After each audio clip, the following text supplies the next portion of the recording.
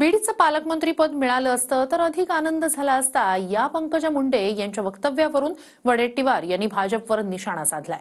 तर आपलं वक्तव्य हे विचारलेल्या प्रश्नावर होतं असं स्पष्टीकरण पंकजा मुंडेंनी दिलंय।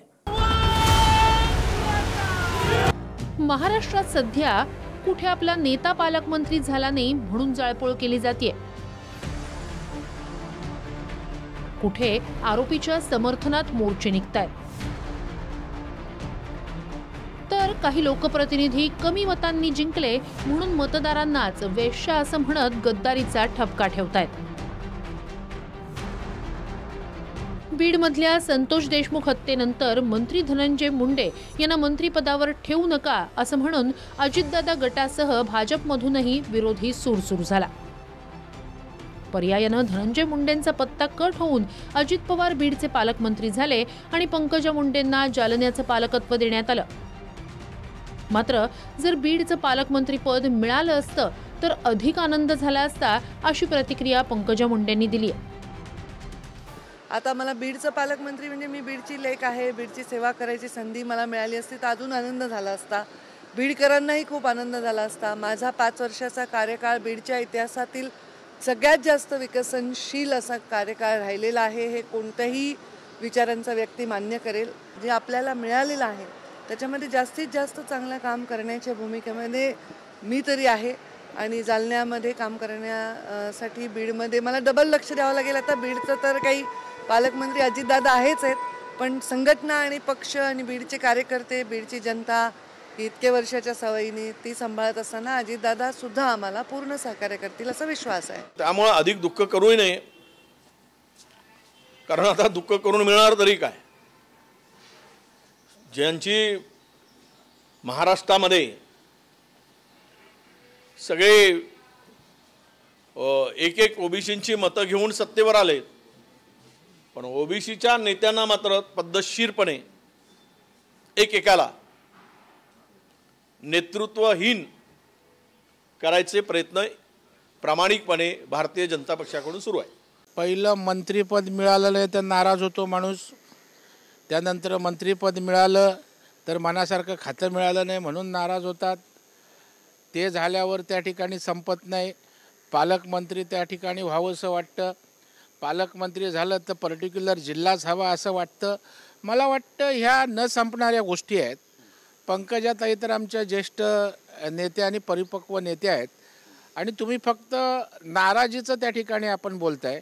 त्यांनी सांगितलं मी पालकमंत्री आहे जालन्याची, याच्यातही समाधान आहे, याचा उल्लेख आपण करत नाही। मला वाटतं कोणी नाराज त्या ठिकाणी राहणार नाही, कारण लोकांची सेवा ही सगळ्यांसाठी महत्त्वाची आहे। मी कुठलीही चॉईस देण्याचं कारण नाही। आत्तापर्यंत माझं राजकीय जे आयुष्य आहे त्याच्यामध्ये मी 1 टर्म मंत्री राहिले 5 वर्ष, तेव्हा मी बीडची पालकमंत्री होते। पण आता जर जे मला मंत्रिपद दिलं ते मी आनंदाने स्वीकारलेलं आहे। मला पत्रकारांनी प्रश्न विचारला की तुम्हाला बीडचं नाही दिलं, तर मी म्हटलं बीडचं दिलं असतं तर नक्कीच आनंद झाला असता, पण जालन्यातही खूप आनंद आहे, लोक आनंदात आहेत। आता शेवटी माझं काम जिथून माझा मतदारसंघ आहे तिथली सेवा करणे, याचा अर्थ मी याच्यावर नाराज अजिबात नाही। उलट जालन्यात जल्लोष चालू आहे, खूप आनंदाने लोक माझं स्वागत करतायत आणि जालन्यासाठी चांगलं करण्याची संधी मला मिळते। बीड तर मी माझंच आहे, बीडसाठी तर मी कामच करणार आहे। तसं तर राज्याची मंत्री म्हणून राज्यासाठी मला काम करायचं आहे। दरम्यान बीड जिल्ह्याला फक्त राजकीय हेतून बदनाम केलं गेलं। माझा बीड जिल्हा अत्यंत गुणी जिल्हा असून त्याची प्रचिती आता पालकमंत्री झालेल्या अजित पवारांना येईल असं पंकजा मुंडेंनी म्हटलंय। बदनामी होतच नाही, हे आका पॅटर्नची बदनामी आहे। हे फक्त आका पॅटर्न की कार्यकर्ते हे पंकजाताई पालकमंत्री असले तरी तेच कार्यकर्ते त्यांचे, धनुभाऊ झाले की तेच कार्यकर्ते त्यांचे, कार्यकर्त्यात बदल होत नाही। म्हणून त्यांच्या बाबतीत जरा थोडीशी नाराजी कमी होती, पण तरी होती। परंतु हे जे भाड्याने दिलेलं मंत्रिपद होतं म्हणजे किरायावरती, त्याचा मात्र जास्त त्रास झालेला आहे। पंकजा मुंडेंना शुभेच्छा देणार आहे पालकमंत्री पदाची? त्या आमच्या जिल्ह्याच्या कुठं पालकमंत्री झाल्या, जालन्याच्या जिल्ह्याच्या मी कशाला शुभेच्छा देऊ, त्या जिल्ह्यातले आमदार वगैरे देतील।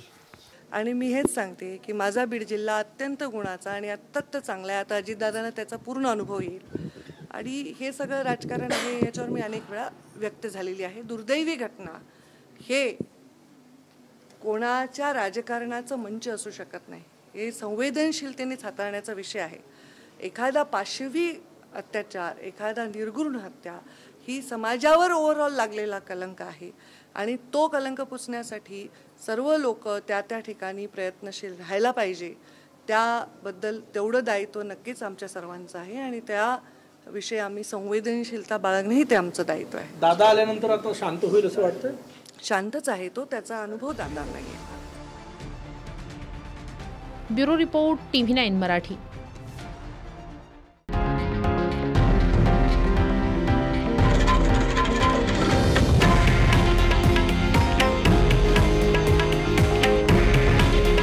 हे आहे देशातील नंबर 1 न्यूज नेटवर्क आणि आपण पाहत आहात TV9 मराठी. काळजी तुमची, हित महाराष्ट्राचं.